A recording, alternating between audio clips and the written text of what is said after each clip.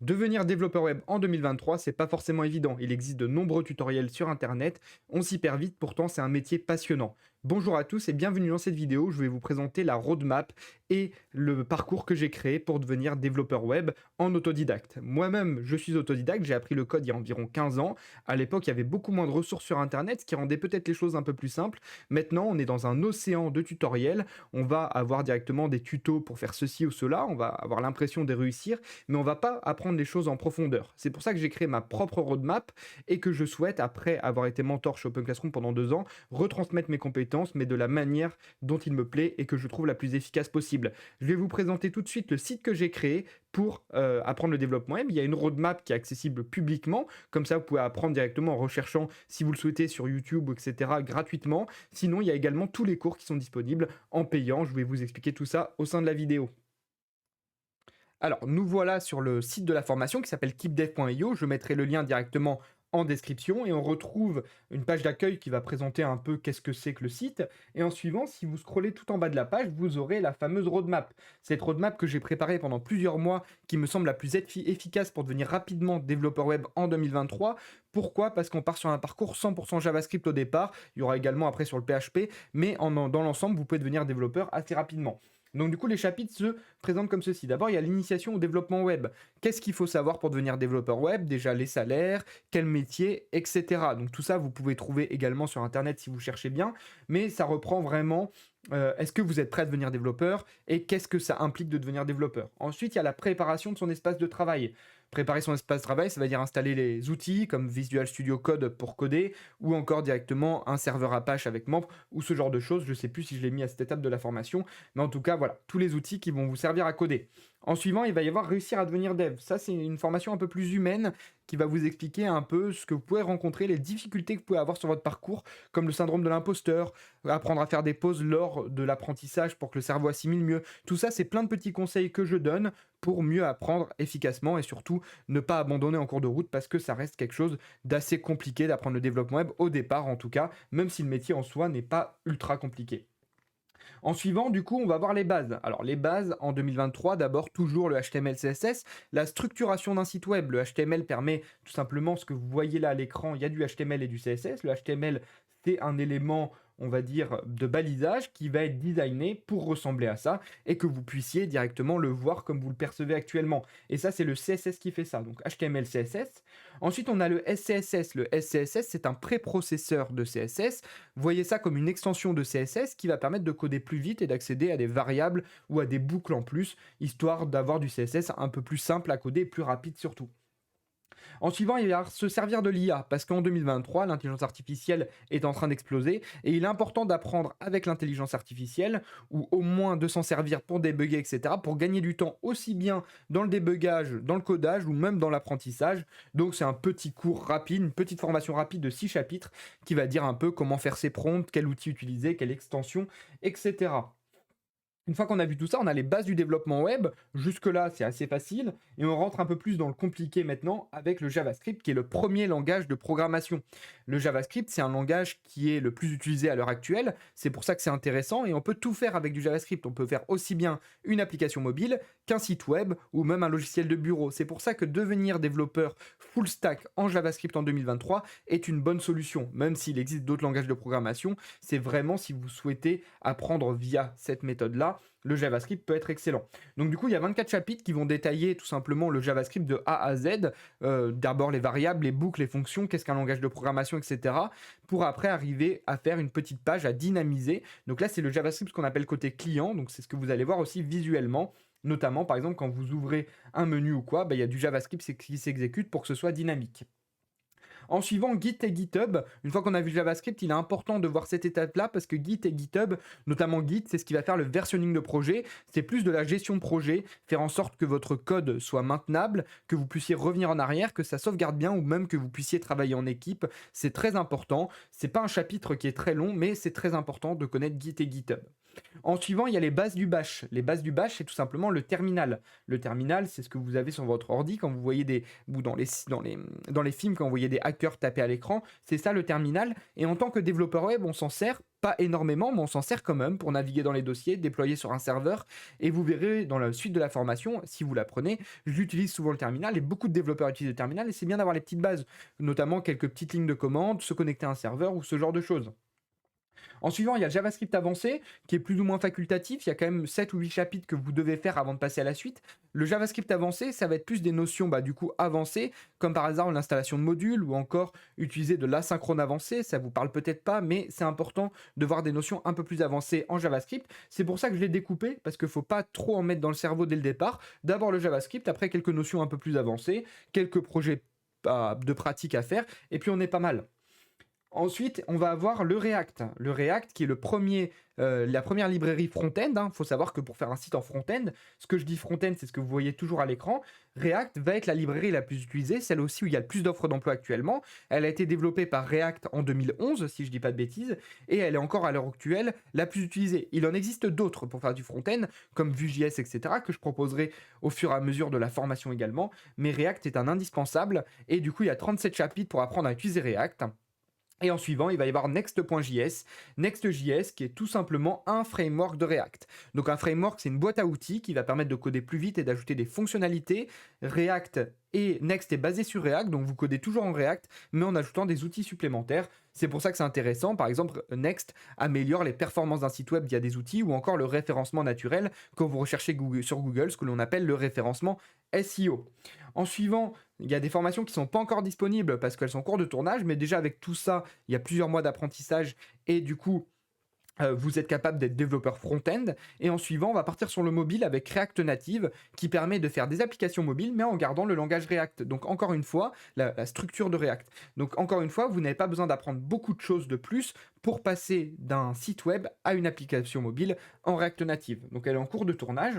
Et en suivant, je rajouterai pour ceux qui ne veulent pas partir sur React, le deuxième parcours qui sera plutôt sur Vue.js, qui est un autre framework de JavaScript qui va permettre de faire du front-end un peu comme React finalement, mais avec une syntaxe, une structure différente. Donc il y a Vue.js, Next, qui est exactement la même chose que Next, mais pour Vue.js, et Capacitor, qui permet de transformer n'importe quel site web en application mobile. Il faut savoir que React Native fait des applications mobiles natives, c'est-à-dire qu'elles vont être interprétées nativement par le téléphone, là où Capacitor fait plus une application mobile en type site internet, mais l'utilisateur, il voit que du feu. En suivant, il va y avoir Tailwind. Tailwind qui est un framework CSS qui permet de coder beaucoup plus rapidement. Donc par exemple, ce site est fait en Tailwind. Ça va tout simplement proposer des classes ou des composants via des librairies qui vont vous permettre de coder plus vite le design, surtout si vous n'êtes pas UI designer, qui est un autre métier digital, et donc qui va permettre tout simplement d'avoir un peu plus de créativité rapidement. Une fois que vous avez fait ça, là vous êtes développeur front-end, même arrivé ici, donc déjà le parcours développeur front-end est terminé sur le site, mais si vous souhaitez devenir développeur full stack, il va falloir faire aussi le back-end. Le back-end, on peut toujours le faire en JavaScript, et donc on va pouvoir partir directement sur de la programmation en Node.js, notamment avec des frameworks toujours comme Nest, qui est un framework de Node.js qui va permettre de coder en JavaScript, mais de s'exécuter côté serveur, ça veut dire que vous pourrez interagir avec des bases de données. Pour faire le récapitulatif entre le front-end et le back-end, vous avez le front-end qui fait un appel API, ce qu'on appelle une API qu'on voit un peu dans les chapitres précédents JavaScript. Une API, c'est ce qui va faire le relais entre le front-end et le back-end. Il y a ce que l'utilisateur voit, le front-end. Ça fait un appel pour envoyer ou récupérer de la data vers le back-end qui vient appeler une base de données et renvoyer les datas. Ou par exemple faire un système d'authentification, tout ça. C'est vraiment le back-end qui gère cette partie. Et donc vous avez Nest qui est un super framework pour faire ça. Et en suivant, vous avez Node.js et Express, qui est un deuxième framework également. Donc Node.js, les deux sont en Node.js, mais Express qui va permettre de faire un autre type de framework pour faire du back-end. Donc là, c'est au choix, vous n'avez pas besoin d'apprendre les deux. Mais je pense que c'est les deux meilleurs frameworks à l'heure actuelle, si vous apprenez aussi de vous-même. Ensuite, Insomnia et Postman, il y a aussi Bruno, qui sont simplement des gestionnaires d'API qui vont vous permettre de stocker des collections de vos API pour tester vos routes, etc. Alors évidemment, peut-être que je vous parle chinois si vous voulez apprendre le développement web à l'heure actuelle, mais si vous revenez sur cette vidéo, au fur et à mesure, tout vous paraîtra plus clair si vous souhaitez suivre cette roadmap.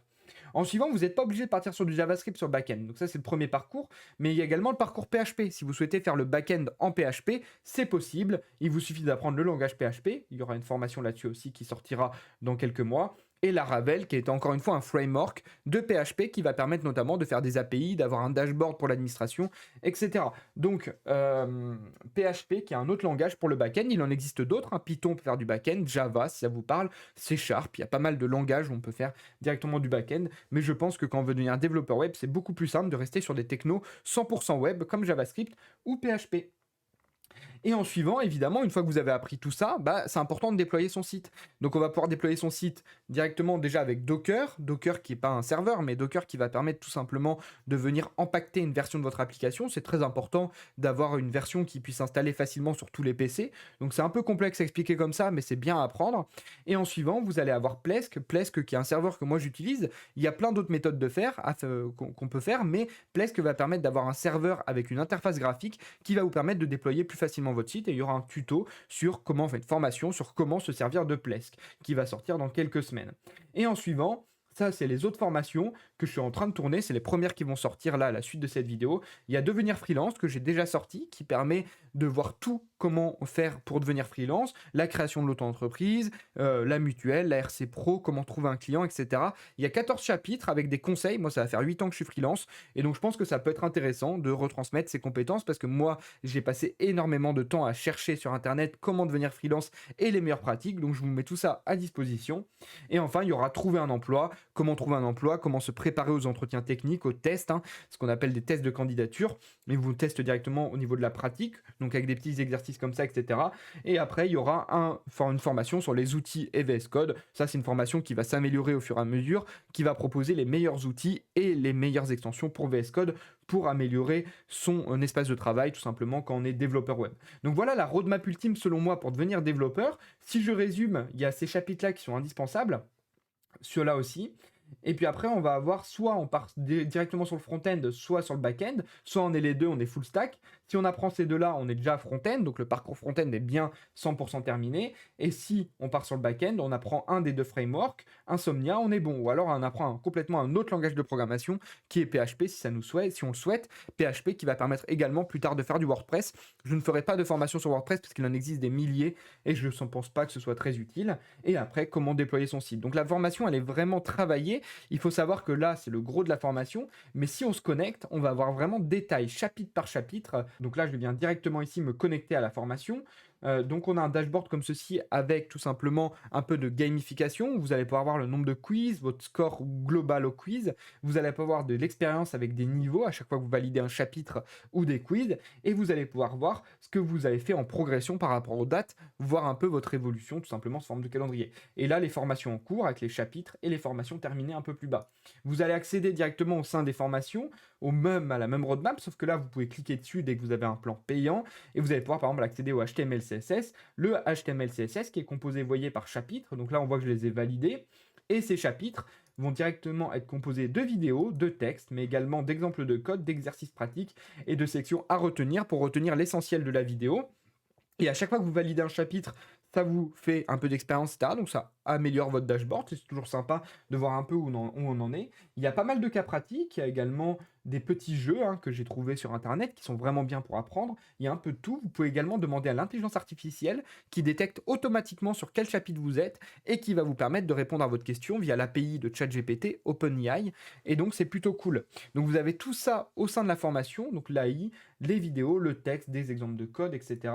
Et vous avez également ici un playground. Donc là, moi, ce compte, il est buggé parce que j'ai fait n'importe quoi avec. C'est mon compte de développement. Mais vous avez directement un playground où vous allez pouvoir directement coder si vous le souhaitez et demander à l'IA de vous aider directement au sein de cet éditeur de code. Il n'y a pas grand-chose d'autre à faire. Et il y a la page premium où vous allez retrouver les plans premium. Pour les prix, du coup, on est à 20 € par mois avec 7 jours d'essai gratuit. Donc, vous pouvez essayer gratuitement et résilier. Il n'y a pas d'engagement dans cette formation. Vous pouvez également prendre un plan annuel. Si vous souhaitez partir sur un parcours front-end, moi, je vous conseille de prendre l'annuel directement. Ça vous fait 4 mois offerts. Et sinon, si vous souhaitez, parce que je vais compléter au fur et à mesure, il faudra que le site, après, là, c'est la roadmap ultime, mais il y aura sûrement une deuxième roadmap avec du PHP, etc. Peut-être.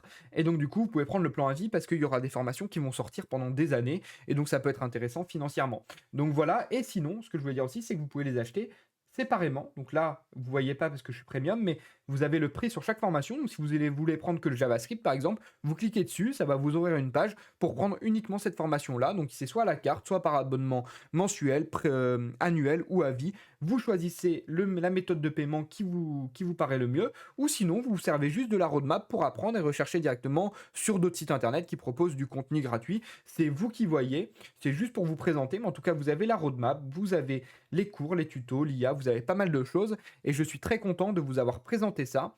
N'hésitez pas à me dire en commentaire ce que vous pensez. C'est un gros travail ce site-là. J'ai passé des heures et des centaines d'heures à le construire, à construire les formations. On est à près de 200 vidéos à l'heure actuelle sur les premiers chapitres, hein. Je pense qu'on va être à plus de 500 dès que j'aurai fini tous les chapitres de toute la formation. Si vous prenez le plan premium à l'heure actuelle, sachez que si vous commencez depuis le début, par exemple le HTML, CSS, j'aurai largement sorti les autres formations au fur et à mesure que vous avancez. Donc il n'y a pas de souci particulier à ce niveau-là. Et d'ailleurs là, il y a déjà le développeur front-end Next. C'est vraiment déjà un goal ultime d'être front-end de Next. Donc c'est plutôt cool.